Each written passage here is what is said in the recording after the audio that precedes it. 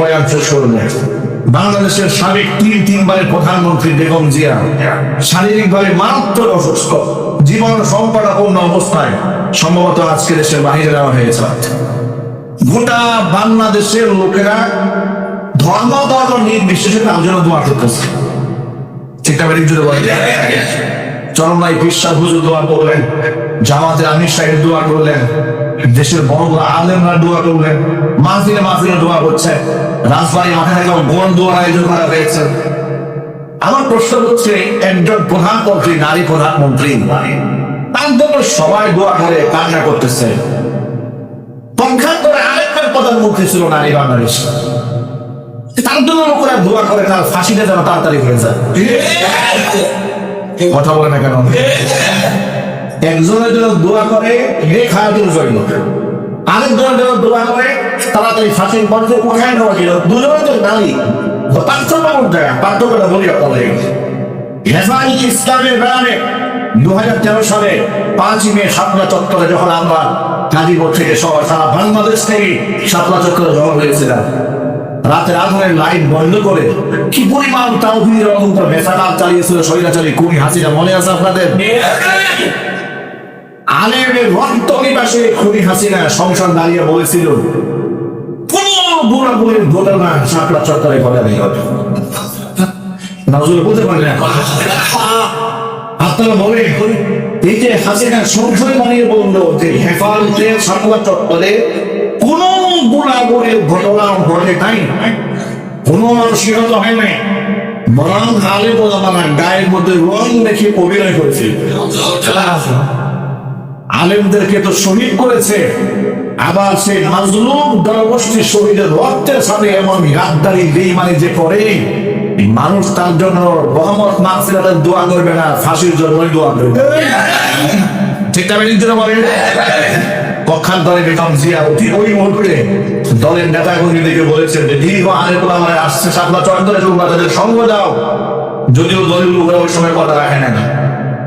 এরপরে বালুপুর যে চাঁদ দিয়ে বেগম জিয়ার বাড়িতে যখন ঘেরাও দেওয়া হয়েছিল, ঘর থেকে বের হয়ে গর্জন দিয়ে বলেছিলেন কতজন আলেমকে হত্যা করেছে, কতজন এতিমকে হত্যা করেছে, কতজন জিয়া অফিসারকে হত্যা করেছেন, জবাব একদিন হাসিনা আপনাকে দিতে হবে।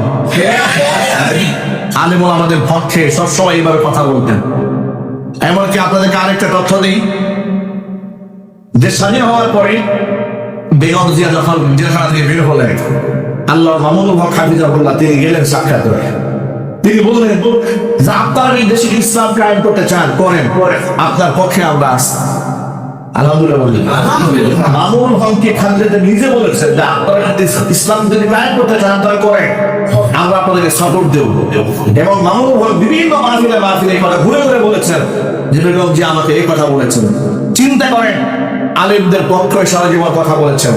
শহীদ আল্লামা সাইদুর রহমাতুল্লাহ আলাইহি সংসদে দাঁড়িয়ে যখন বক্তব্য দিতেন, ভিডিও এখনো আছে, খালেদা জিয়া খুশি হয়ে এরকম করে হাত থাপড়াতেন।